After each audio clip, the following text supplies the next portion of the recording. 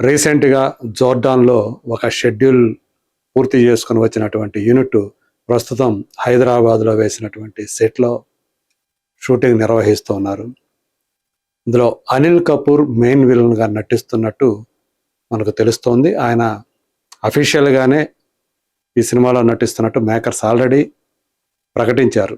ఇక హీరోయిన్ మాత్రం ఇంతవరకు అధికారికంగా ప్రకటించకపోయినా రుక్మిణి వసంత్ జూనియర్ ఎన్టీఆర్ సరసన నాయికగా నటిస్తున్నట్లుగా మనకు సమాచారం అందుతోంది. అయితే ఇప్పుడు మనం మాట్లాడుకుంటుంది ఇవన్నీ కాదు. ఈ సినిమాలో జూనియర్ ఎన్టీఆర్ ట్రాన్స్ఫర్మేషన్, ఆయన లుక్ గురించి.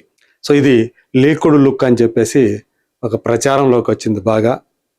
సో ఏదైనా ఆయన లుక్ మాత్రం ఈ సినిమాలో ఇలా ఉండబోతోంది. చాలా సన్నగా కనిపిస్తూ ఉన్నాడు ఆయన. ఎప్పుడో గతంలో యమదొంగ సినిమాలో మనం ఆయన చాలా లీన్ లుక్లో చూసాం. మళ్ళీ దాని తర్వాత ఆయన అంత సన్నబడింది ఈ సినిమా కోసమే.